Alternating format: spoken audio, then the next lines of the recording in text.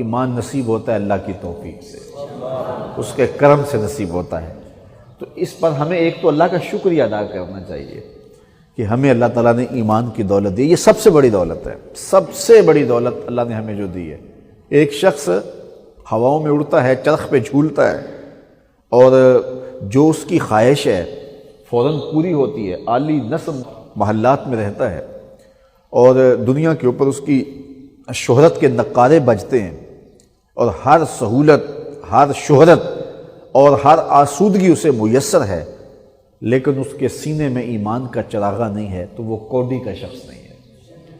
اور ایک شخص جھونپڑی میں رہتا ہے، کھانے کے لیے کبھی نان شبینہ میسر نہیں بھی آتا ہے، کبھی آ جاتا ہے، پہننے کے لیے لباس بھی پورا دستیاب نہیں، پیبند لگے کپڑے ہیں، معاشرے میں اسے کوئی جانتا بھی نہیں ہے، لیکن سینے میں ایمان کا چراغ روشن ہے، تو وہ کائنات کا خوش نصیب شخص ہے۔ حضور نے ارشاد فرمایا کہ میرے دوستوں میں سب سے قابل رشک شخص وہ ہے کہ جس کا سامان دنیا تھوڑا ہے اور نمازوں کا حصہ زیادہ ہے، اور لا یشار الیہ، جب وہ چلتا ہے تو اس کی طرف اشارے بھی نہیں ہوتے، یعنی مشہور بھی نہیں ہے کہ لوگ کہیں یہ فلاں جا رہا ہے، یہ فلاں جا رہا ہے۔ تو ثم نقد بیدہ، پھر حضور نے ایسے چٹکی بجائی، پھر حضور نے فرمایا کہ اس کو موت بھی ایسے ہی آئی، اور پھر فرمایا قلت بواکی ہے، رونے والی بھی تھوڑی ہی تھی، کوئی زیادہ لمبا مسئلہ بھی نہیں تھا۔ حضور فرمایا میرے دوستوں میں اگر کسی نے قابل رشک دوست دیکھنا ہے تو وہ یہ دوست ہے۔ تو اصل دولت یہ ہے، یہ اگر نصیب ہو گئی تو کچھ بھی نہیں ہے تو سب کچھ ہے،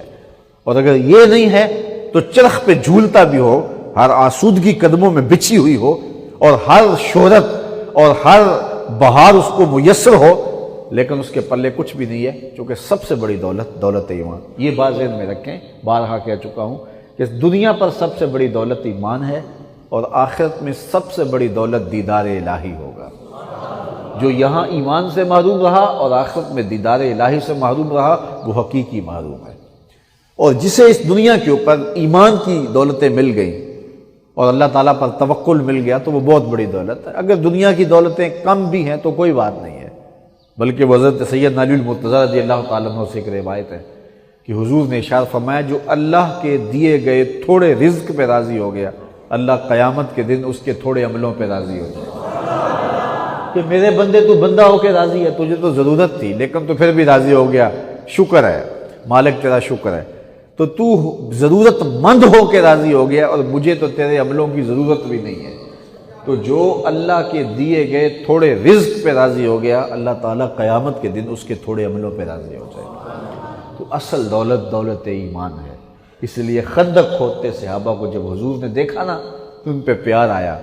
تو یہ نہیں کہا کہ انہیں محلات مل جائیں، انہیں دنیا کی دولت بہت ساری مل جائے، بلکہ فرمایا اللہم ان العیش عیش الآخرہ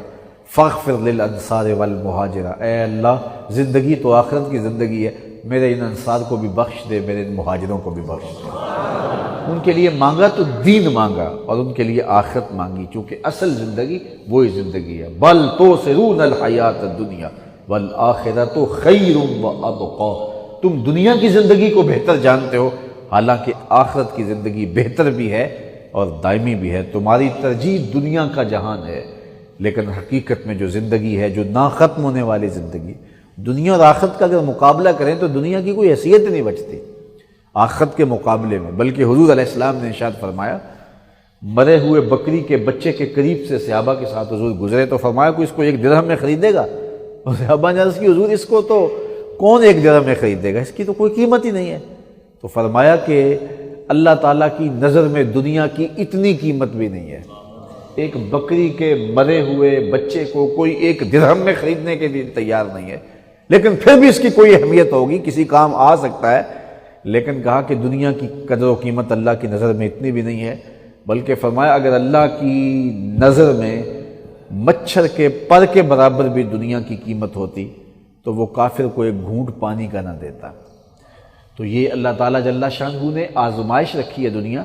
یہ مومن کو بھی ملتی ہے اور کافر کو بھی ملتی ہے، اور آخر جو ہے وہ صرف مومن کا حصہ ہے، اس میں کافر کا کوئی حصہ نہیں ہے۔ تو اصل زندگی آخرت کی زندگی ہے۔ لیکن فرض کریں یہ زندگی آسودہ ہے، یہ زندگی ہر طرح کی بہتریوں کی حامل ہے، اس میں ہر وہ میسر ہے جو ہم چاہتے ہیں، لیکن یہ کتنی زندگی ہے؟ 60 سال 50 سال 70 سال یہی زندگی ہے نا، اور اس میں بچپن کے وقت بھی نکالیں، اس میں بڑھاپے کے دھکے بھی نکالیں، اس میں جو سو کے بیماریوں میں دکھوں میں پریشانیوں میں وقت گزارا تو وہ بھی نکالیں، تو کوئی 5 7 10 سال بنتے ہیں جو ہماری زندگی بنتی ہے۔ اب اس زندگی کے مقابلے میں آپ 60 سال ہی لگا لیں، جو آخرت کی زندگی ہے اس کا صرف ایک دن یوم قیامت قرآن بتاتا ہے 50,000 سال کا ہوگا۔ 50 سال کا نہیں، 100 سال کا نہیں، 50,000 سال کا ایک دن، اور یہ ساری زندگی 50 60 سال کی۔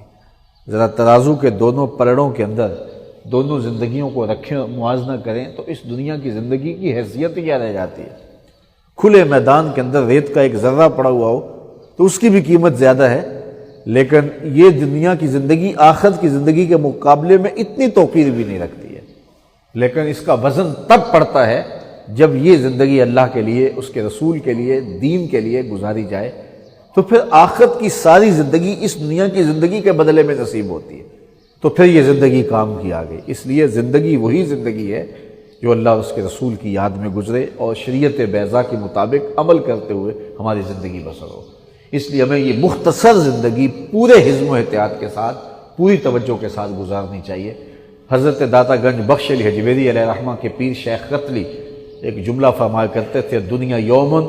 ولنا فیہا صومن، دنیا ایک دن ہے اور ہم روزہ رکھ کے گزار رہے ہیں۔ تو یہ تھوڑا سا وقت جو ہے اس کو صبر سے، شکر سے، حوصلے سے روزہ رکھ کے گزار لیں۔ بوائی کا موسم ہے، آخرت کٹائی کا موسم ہے، تو اللہ اس بوائی کے موسم میں ہمیں تخم عمل ڈالنے کی توفیق دے۔